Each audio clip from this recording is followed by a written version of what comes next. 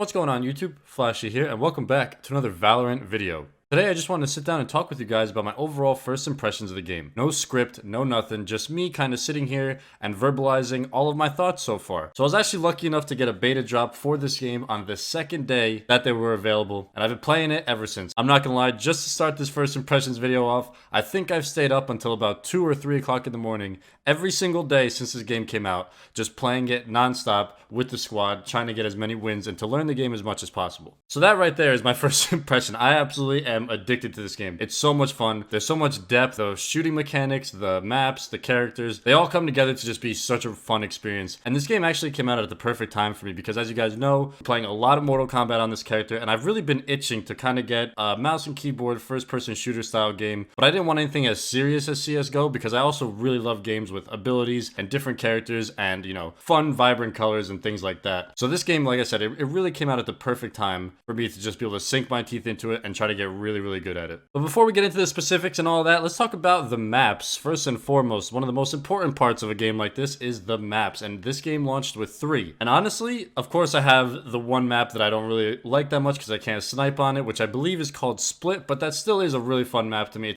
It's actually the map that's on screen right now. It's not terrible, but I just can't snipe as much as I'd like to, so it's going to be at the bottom of my list of the 3. But then one thing that's really unique is there's another map that has 3 bomb sites, and to be honest, after playing Call of Duty for 10 years, I've never played a search and destroy style game mode with 3 bombs, and it's actually a ton of fun and makes things really interesting and unique. And then finally, my favorite map, which is called Bind, I am absolutely obsessed with it. I found all the sniper spots, and I love it. It is such a fun map to play. So to be honest, just in terms of fun factor, the maps are amazing. I love the design. They don't really feel too broken, as in like one side's easier to defend, one side is easier to be offensive. It more just depends on your team and your communication and your knowledge of the callouts and the peaks. Also, one thing I really like about the maps is that it seems like you can kind of get anywhere from anywhere. You know, it's not restricted. You can always go around, find a back alleyway, get a flank, move all the way around the map, do a complete shift from maybe you're going to plant A and 30 seconds left, your team says, you know what, screw it, let's go to B. You can always take the back way and get over to B. The maps aren't massive, which I really like, but they're also not small enough to the point where it's literally just an immediate gunfight within the first 5 seconds and everybody's dead. There's enough time and there's enough space for all of your players to get kind of situated, hold their peaks, figure out what the game plan is, and kind of adjust from there. So overall, the maps are amazing, and it's so important for a game like this to have good maps because, like I said, they're one of the most important things in the game if you think about it. Each map kind of dictates how every team and every player is going to play, and for the maps to be unique, exciting, they all feel really different. Again, one has 3 bomb sites, so it's completely different from the other 2. I like it a lot. And also something that's really interesting is there's little kind of Easter eggs throughout the maps, which have been really fun to find throughout this closed beta. The colors on these maps, the characters, the skins of the guns, they're all super vibrant, and they're really just enjoyable to look at. One thing I had a problem with Call of Duty, especially in the past, is that it's all very bland. Not all Call of Duties, but some Call of Duties have been very bland, where it's dark grays, dark greens, browns, you know, things like that. This has greens, blues, yellows, reds, like all of these different colors. The shading, the sunlight, it all comes together to make a really vibrant map. And not to mention, you got the kill feed up in the top, which is green and red. The enemies are outlined in red. Your teammates are outlined in blue through the walls. All the abilities at the bottom. Everything is very vibrant and very enjoyable to look at, which I think is super important for a game, and it keeps things fresh and exciting while you're playing. Next, let's talk about the weapons, arguably the second most important thing in this game. I think the weapons in this game are great. Honestly, I only use like 2 of them, which is the Operator Sniper Rifle and the Ghost Silence Pistol. But I will say that, you know, it kind of seems like you could be successful with any weapon in the game. It's not like you can only use these 2 and that's the only way you're going to win. With the way the economy works and, you know, how much weapons cost, and they're all split across very evenly. You know, some rounds you're going to have to use something like an SMG that only costs 1,000, which also happens to be a burst when you zoom it in, but when you're not zoomed in, it's fully automatic. And other rounds you're going to have a bunch of money and you're going to be able to get heavy shields and a bolt action sniper and try to hit some sweet shots. And then right smack in the middle, you have the assault rifles, which are amazing. They're all really good. I am terrible with them, but I've seen people just one-tap everybody on the team with these assault rifles. And what I really like about them is that they can all zoom in. You know, I haven't played much of Counter-Strike at all, but I'm pretty sure there's only like 1 or 2 weapons that can be zoomed in. And the good thing about this game is all the weapons except for the sidearms can be zoomed in, which helps a lot. Even though I do find myself hip firing a lot in this game, the fact that you can zoom in is a nice little benefit. Also, just a little side note, again, like I said before, the skins are amazing in this game. They're really cool. They only have a couple so far, but I really like what they're doing with them. We'll get into the customization and all that later, but, you know, skins are part of the weapon, so I just wanted to bring it up in this point.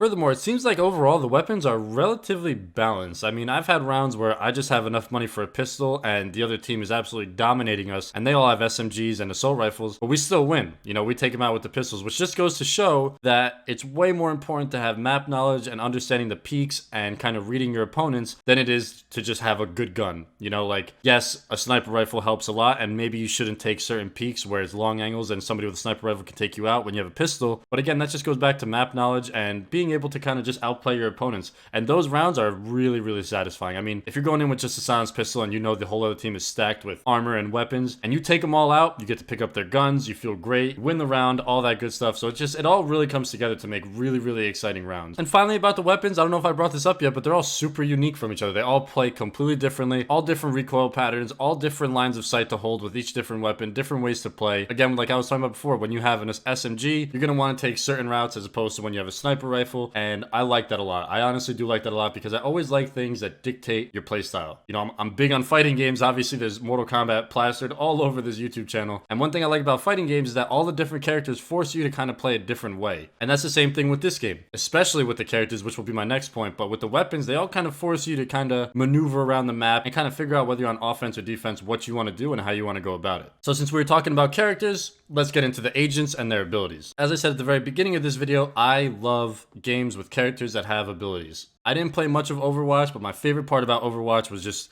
trying to get good with X, Y, or Z character. That's always been my favorite thing. I love characters. I love the uniqueness, the personality that they bring, all their different abilities and how they kind of come together with their weapons and the maps to kind of just make them work well. You know, as of right now, I'm strictly solo maining Jett, and I haven't played any other character since, but on the off game that somebody takes Jett and I have to play another character, I've noticed that my playstyle completely changes. I take different peaks, I take different approaches. Sometimes I'll play more defensively, maybe I'll play more offensively. For example, when I'm playing Viper, I get excited when I get my ultimate because I know that I can make a sweet play with the bomb because I could just cover the whole area in my toxins. When I'm playing someone like Jett, I know that I can get some ridiculous flanks because of my E movement and also just because of the boxes that I can go up on and the angles that I can hold. So while all this might sound really obvious, oh, whatever agent you're playing, you're going to play differently, it really, really changes how you play. And going back to what I said about the weapons, I say the same thing about the agents. They all feel so unique and so different. I really feel like there's not one agent that plays like another one. And I think that is super, super important for a game like this because that would just make it really bland and, you know, it would kind of make it pointless. But the fact that every agent plays so differently, they all have such unique abilities, all doing different things. Some abilities have cooldowns, some come back after kills, some you have to strictly buy. I mean, it all is really, really exciting to kind of sink your teeth into and learn about all these different characters because you never know who your favorite character is going to be until you try them and get good with them. For example, my first game with Jett, I hated the character. I was like, what am I supposed to do with a little smoke bomb that lasts 2 seconds and an ability to jump up on a box? Like, what am I going to do with that? But then I started playing Jett more and more, and now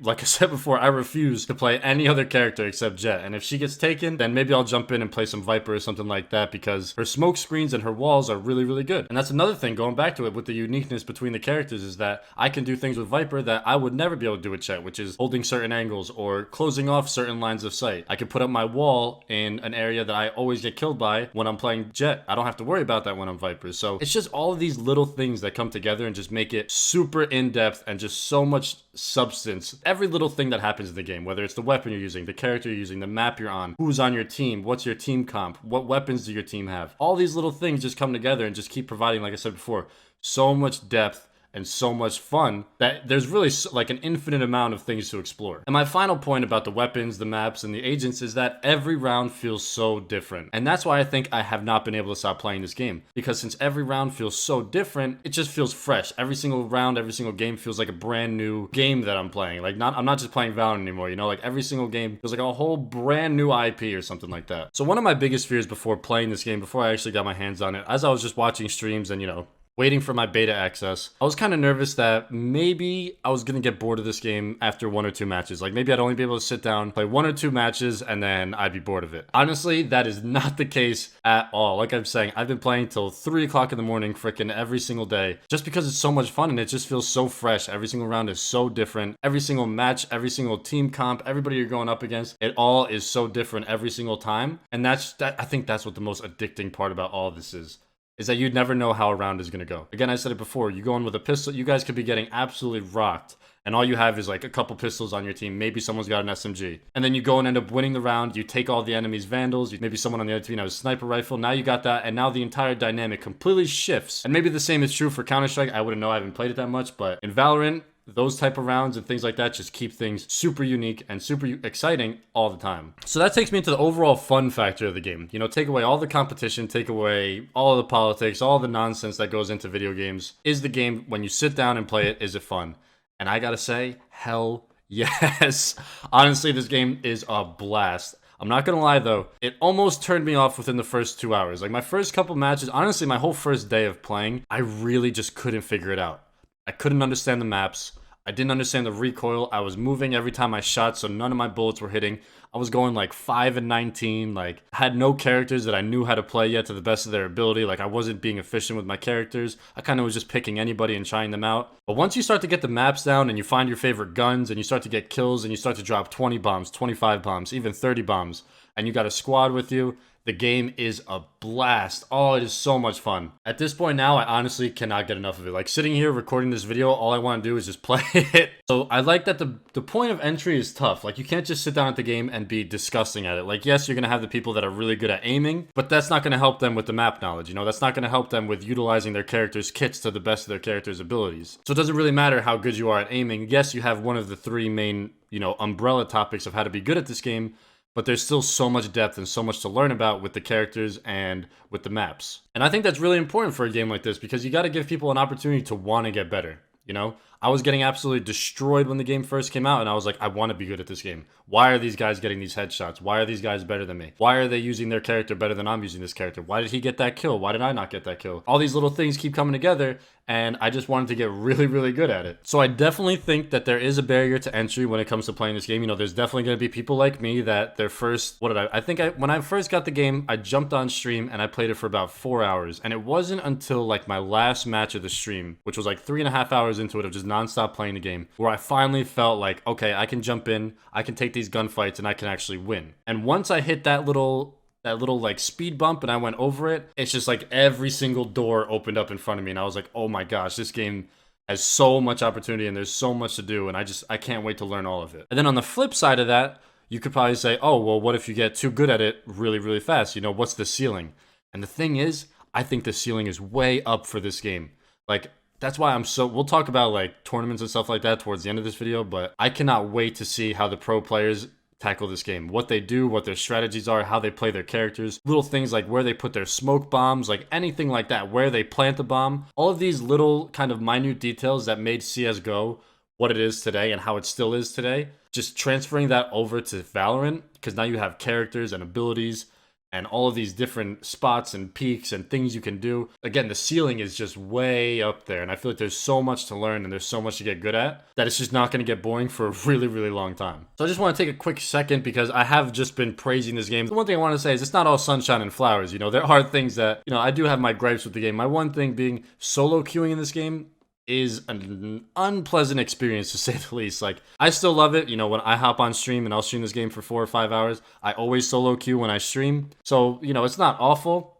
I do have fun with it, obviously, still. But let me just tell you, it is infinitely, infinitely better if you're running with at least 1 or 2 friends. Also, another thing that sucks is if your teammate isn't communicating, you're probably going to lose. If you have a team that just isn't communicating at all, like I've had solo queue matches where all 4 of my other teammates were shouting out comms, you know, talking about how much damage they're doing to opponents, where the opponents are, what they're doing, how they're going to go about planting, whether they're flanking, where they are on the map. I've had teams that do that, and it's a great time. So if you get lucky and you have a team that's just shouting out comms and they're really ready to win, and you're solo queuing, it is a ton of fun. But if you don't, and nobody's talking on your team, you're just sitting there for like 15, 16, 17 rounds, and you just know you're going to lose, and you just keep getting rolled on at the beginning of every round. You can never get the guns you want. You're always running with like half shields and a pistol, and you know, that snowball effect is really, really unpleasant. So how do you mitigate that? I don't know. I honestly don't know. I think it would be cool if maybe they had if you guys played Call of Duty back in the day, there was a mercenary playlist, and that mercenary playlist was solo queuers only.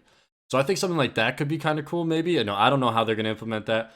And the thing is, most people might be like, oh yeah, solo queuing any game is not fun. But for me, I love solo queuing. Like, that's you know, you meet so many people, you never know what kind of players you're going to get. It's kind of like Forrest Gump said, it's a box of chocolates. And yes, I just used that analogy in my Valorant first impressions video. Please deal with it. But yeah, I don't know. I don't know how they're going to mitigate that. I don't know what they're going to do about that. But solo queuing can be a pain in this game, and it makes you not want to play it. That's probably my biggest gripe right now. But other than that, like I said, I'm absolutely loving this game. So now let's talk about customization, which is honestly one of the biggest umbrella topics for any game for me. I love customization.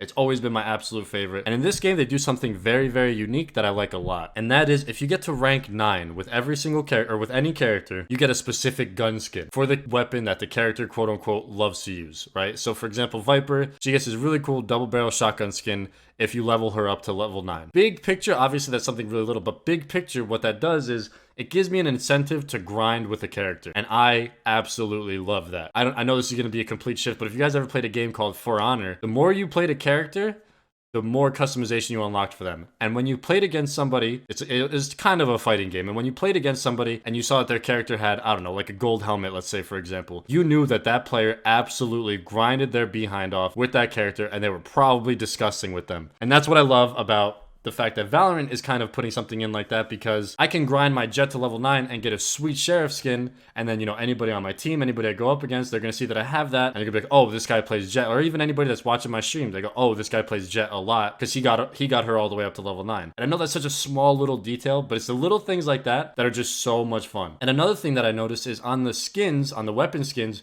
you can actually rank them up. Like, for example, if you go to the Operator and you look at the skins, there is this sweet black and red variant of the Reaper skin for the Operator if you get the Operator to level 5. And again, that's just another reason to grind with that weapon. You know, I always want a reason to be playing. I don't want to just play just to jump in and play. Like, yeah, getting practice is cool and all, but I always want to be working towards something. And one thing I love in games is skins and gear and all that kind of fun stuff. So once they start to implement, like obviously once the game comes out, and it's still in beta, so there's not a lot of customization, but once the game comes out, there's a battle pass, there's character skins and stuff like that. I am going to want to get every single character and every single weapon to max rank. I know it. I just absolutely know it, because I love that stuff. That's literally my favorite thing to do in every single game that I play, is just get as much customization and unlock everything that I can with every character and every weapon. So definitely a big round of applause for Riot for doing that, because I thought that when this game came out, it was strictly just going to be, you know, if you want skins, if you want stuff like that, you got to pay for it, which I understand. It's completely understandable. It's the world we live in. But the fact that they're giving you the opportunity to rank up characters, rank up weapons,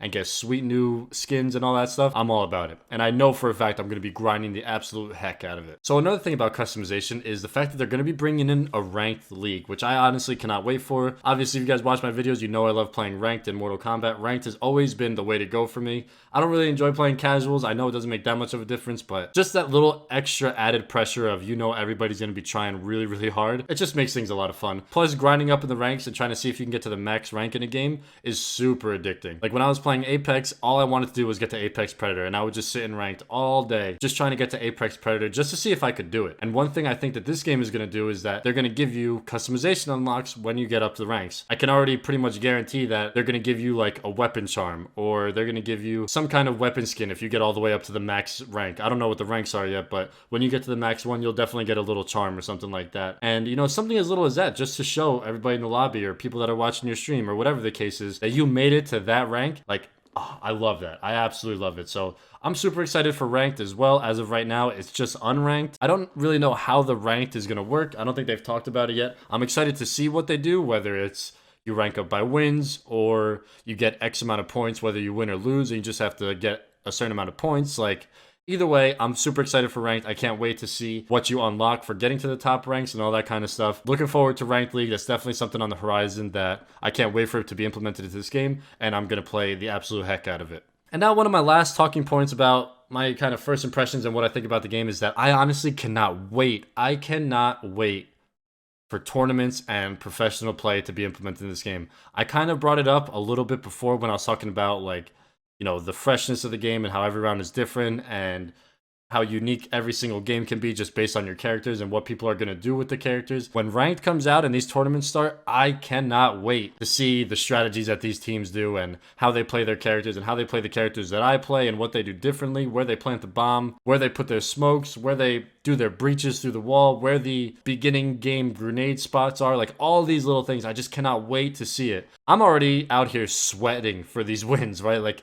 if I'm in an 11-11 game, like obviously this gameplay that's up on the screen right now is we're pretty much steamrolling this team, but those games where it's like 11-11, it's just neck and neck, it's just one round, one win, one round loss, back and forth, back and forth. When that starts to happen in competitive play, where there's thousands of dollars on the line and these gigantic brands, like who knows, like 100 Thieves, FaZe, whatever the case is, like once they all start playing each other, it is just going to be so much fun, and I cannot wait to watch them because I love tournaments. I love esports. I love competitive gaming, and I just know that when Valorant tournaments start and they get into full effect, it is going to be so much fun to watch.